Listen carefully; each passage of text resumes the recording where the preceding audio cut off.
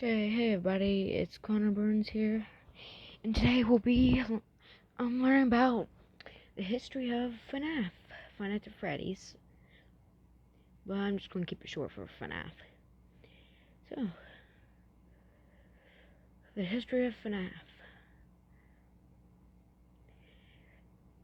So this is the idea of FNAF, so it's kind of like, okay, the story will explain. The idea of FNAF, FNAF stemmed from negative reaction to Scott Cawthon's previous game. The family-friendly Chipper and Sons Lumber Co. players said that the main character, a young beaver, looked like a scary animatronic animal. And reviewer Jim Sterling called the game unintentionally terrifying.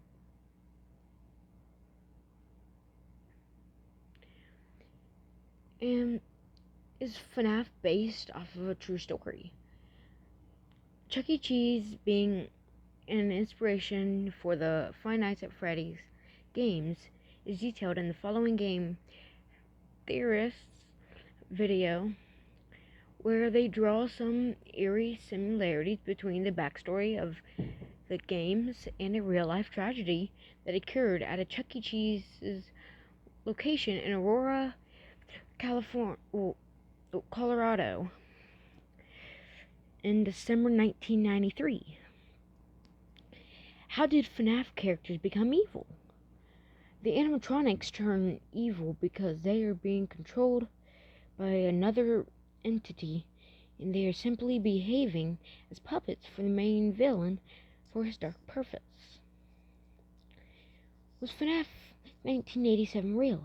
Released, Five Nights at Freddy's is a 1987 American animated fictional musical comedy drama film produced by Walt Disney Feature Animation and released by Walt Disney Pictures, based on the video game series by Scott Cawthon. Who did the Bite of 87? You guys may be asking, who actually did the Bite of 87? Well, we're getting mutants in the MCU, the Loop. The Bite of 87 was an incident that occurred in 1987 at the new Freddy Fazbear's Pizza, also known as the Freddy Fazbear's Pizzeria, during the last shift of Jeremy Fitzgerald, when he was bitten by Toy Bonnie in the forehead, drastically damaging the frontal lobe. Okay. Bite of 83. And yes, there was the Bite of 83. The gang gets the victim closer to Fredbear's stage. Makes Fredbear give the child a kiss. Well, you don't know. By shoving him into Fredbear's mouth. Whether by accident or not, the protagonist's head gets stuck in Fredbear's gnawing mouth. The machine's mouth then crunches shut on the victim's head. Which we all know, it wasn't by accident, because they did it on purpose. Because they were just all friggin' bullies. He was just a little kid.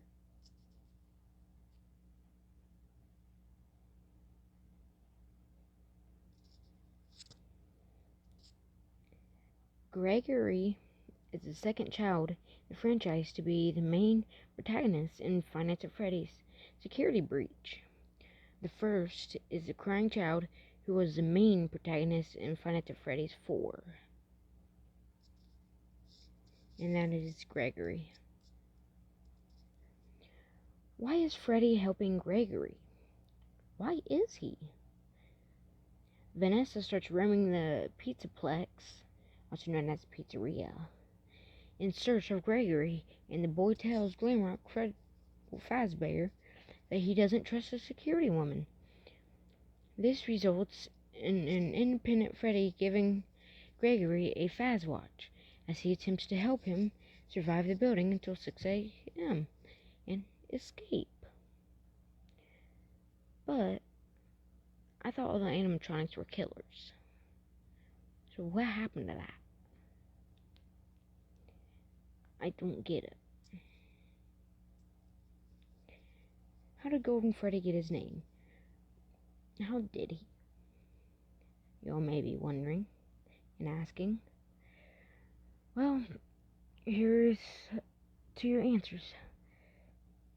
Golden Freddy was a fan-given name for the first game. Its real name, according to the game files, is Yellow Bear. Bruh. How could they even come out with that name? Freaking Yellow Bear. My freaking Crouching Bear. Or the Dead Bear. Okay, back to the story. On the custom night screen for Five Nights at Freddy's 2, however, his name is shown to be Golden Freddy. Yeah, Golden Freddy's way much better than Yellow Bear.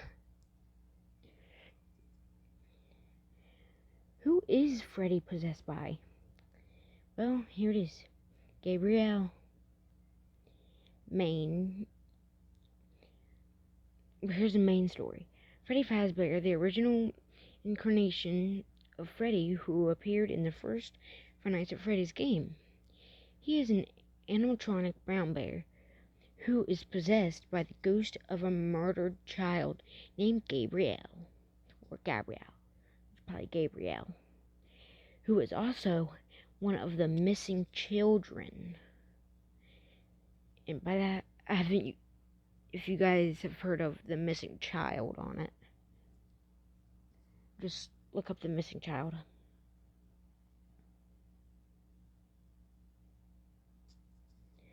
Did the bite of 87 happen in Chuck E. Cheese? No. Nope. The bite of 87,